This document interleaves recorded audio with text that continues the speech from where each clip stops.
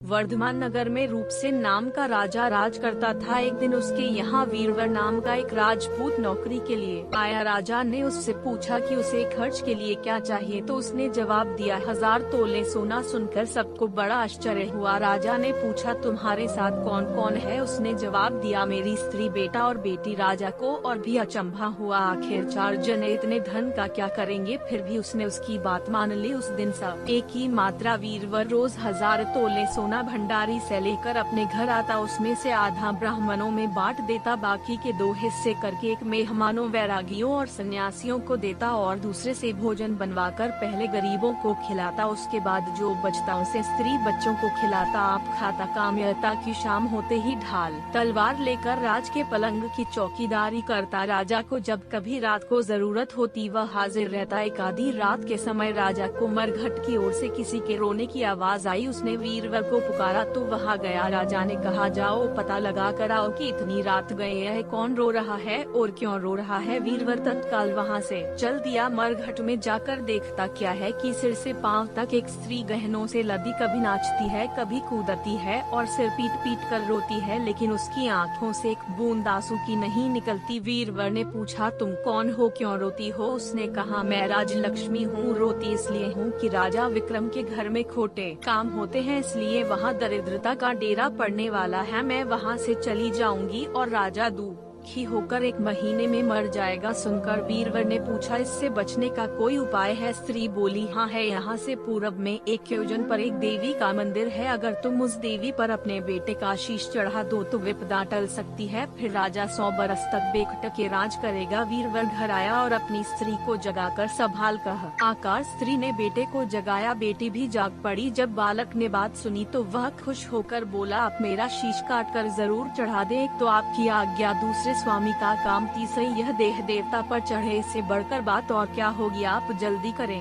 वीरवर ने अपनी स्त्री से कहा अब तुम बताओ। स्त्री बोली स्त्री का धर्म पति की सेवा करने में है, निदान। चारों जने देवी के मंदिर में पहुँचे। वीरवर ने हाथ जोड़कर कहा हे देवी, मैं अपने बेटे की बलि देता हूँ, मेरे राजा की 100 बरस की उम्र हो। इतना कहकर उसने इतने जोर से खंडा मारा कि लड़के का शीश धड़ से अलग हो गया। भाई का यह हाल देखकर बहन ने भी खांडे से अपना सिर अलग करा ला। बेटा बेटी चले गए तो दुखी माँ ने भी उन्हीं का रास्ता पकड़ा और अपनी गर्दन काट दी। वीरवर ने सोचा कि घर में कोई नहीं रहा तो मैं ही जी कर क्या करूँगा। उसने भी अपना सिर काट डाला। राजा को जब यह मालूम हुआ तो वह वहाँ आया। उसे बड़ा दुख हुआ कि उसके लिए 4 प्राणियों की जान चली गई। वह सोचने लगा कि ऐसा राज करने से धिक्कार है। यह सोच उसने तलवार उठा ली और जैसे ही अपना सिर काटने को हुआ कि देवी ने प्रकट होकर उसका हाथ पकड़ लिया। बोली राजन मैं तेरे सास से प्रसन्न हूँ, तू जो वर मांगेगा सो दूंगी। राजा ने कहा देवी तुम प्रसन्न हो तो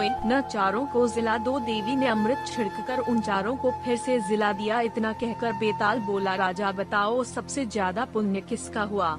राजा बोला राजा का। बेताल ने पूछा क्यों? राजा ने कहा इसलिए कि स्वामी के लिए चाकर का प्राण देना धर्म है, लेकिन चाकर के लिए राजा का राजपाट को छोड़ जान को तिनके के समान समझकर देने को तैयार हो जाना बहुत बड़ी बात है। यह सुन बेताल गायब हो गया और पेड़ पर जा लटका बेचारा राजा दौड़ा दौड़ा वहां पहुंचा और उसे फिर पकड़ कर लाया। तो बेताल ने चौथी कहानी कही। तो दोस्तों आपको ये कहानी कैसी लगी हमें कमेंट करके जरूर बताइए। दोस्तों ऐसे ही कहानियाँ रोजाना सुनने और देखने के लिए राज स्टोरी चैनल को सब्सक्राइब जरूर कर लीजिए। धन्यवाद।